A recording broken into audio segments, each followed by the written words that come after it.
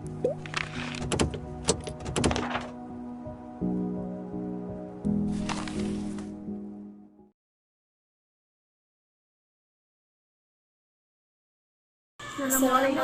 warahmatullahi wabarakatuh.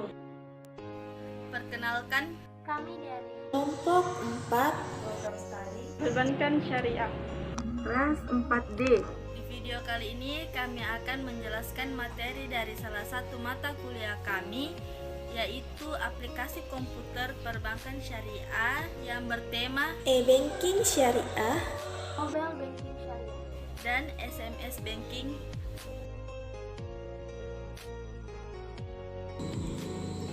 Pengertian e-banking.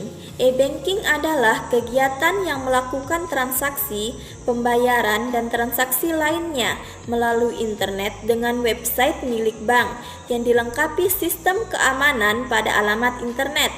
Banking telah memberikan keuntungan kepada pihak bank antara lain customer loyalty, business expansion, competitive advantage, reward and cost improvement, new business model.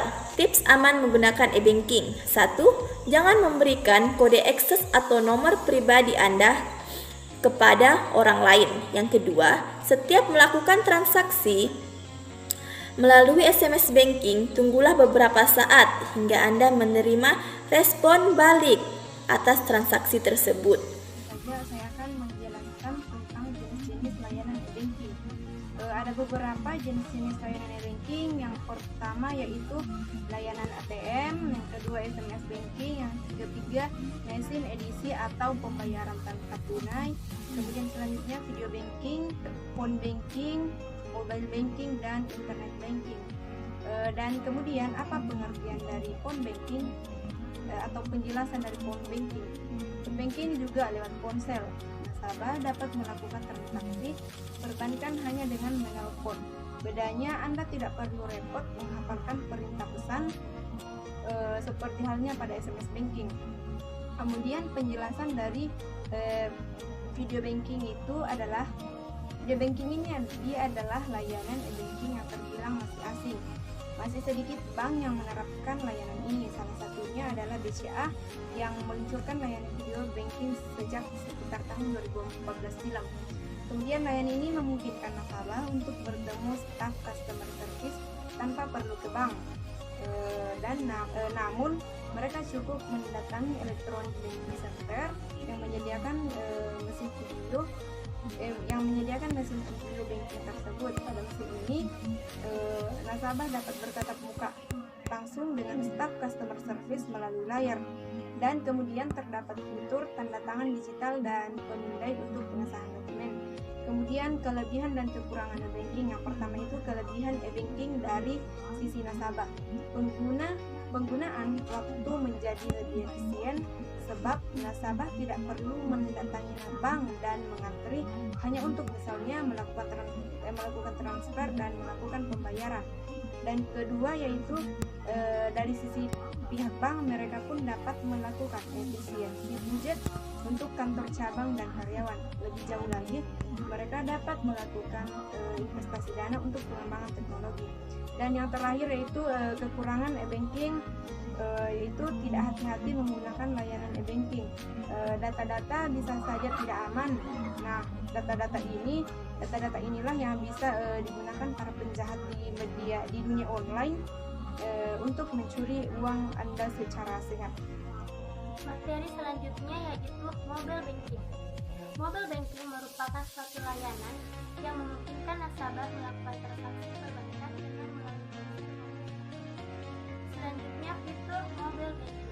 Fitur mobile banking ini terbagi atas dua. Yang pertama layanan informasi dan layanan transaksi. Layanan informasi ini seperti informasi saldo, transaksi rekening, suku bunga, dan lokasi cabang atau yang dekat. Selanjutnya layanan transaksi seperti transfer, pembelian pulsa, pembayaran tagihan, dan sebagainya. Selanjutnya cara kerja mobile banking. Untuk menggunakan mobile banking, nasabah harus mendaftarkan diri terlebih dahulu ke bank. Nasabah dapat memanfaatkan layanan mobile banking dengan cara mengakses menu yang telah tersedia di ponsel tersebut.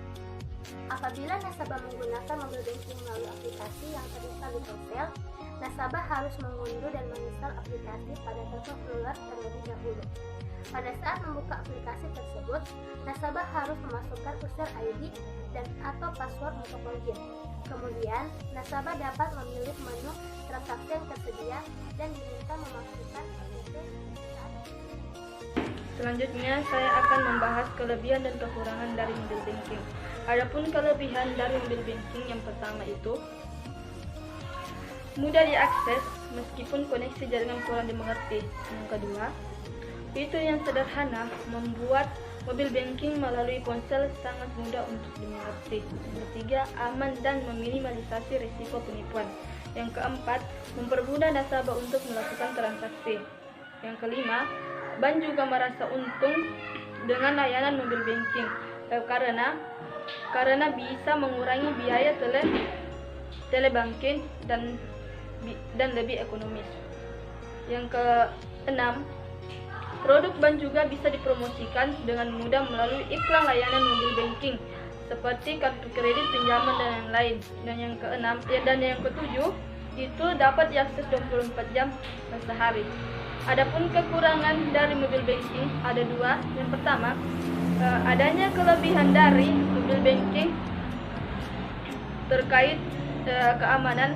Namun, pengguna mobile banking ternyata lebih rentan diserang penipuan yang dinamakan smash, seperti smash palsu yang menanyakan data rekening baik dari seorang hacker yang menyamar sebagai institusi keuangan. Yang kedua, jika terjadi kecurian smartphone nasabah, maka mobile banking tersebut dapat dibajak, apalagi jika nasabah menyimpan password atau PIN dalam smartphone-nya yang dapat lebih mudah ditebak. Adapun manfaat dari mobile banking ada 5. Yang pertama, hemat waktu seperti melakukan transaksi dan lain-lain. Jadi tidak perlu lagi jauh-jauh ke bank. Yang kedua, praktis. Yang ketiga, dapat memantau transaksi dan saldo rekening. Yang keempat, gratis. Dan yang kelima, aman. Adapun hal-hal yang perlu diperhatikan nasabah untuk keamanan. Yang kedua itu mengamankan dan merahasiakan PIN. Yang kedua, membuat nomor PIN sendiri agar mudah diingat. Dan yang ketiga, jika terjadi kehilangan, kecurian, segera hubungi call center bank atau nomor ponsel bank. Adapun mobile banking secara umum dapat digolongkan menjadi 3. Yang pertama, information, yang kedua, communication, dan yang ketiga, transaksi. Adapun penjelasan dari communication itu interaksi nasabah antara sistem yang ada di mobile banking, dan information itu memberikan informasi mengenai produk-produk dan layanan yang dimiliki bank. Dan adapun penjelasan dari transaksi, nasabah dapat melakukan transaksi atau transaksi antar bank. Menjelaskan tentang pengertian SMS banking.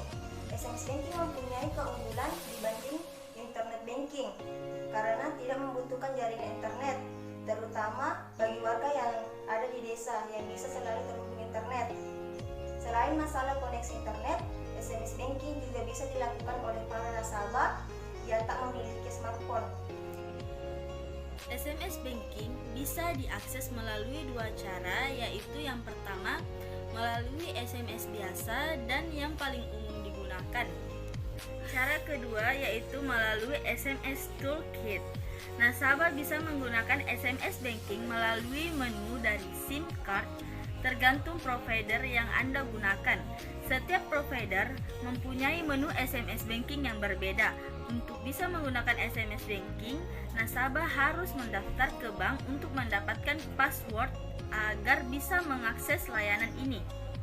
Berikut ini kami memberikan contoh sebuah transaksi SMS banking dari salah satu bank, yaitu Bank BRI.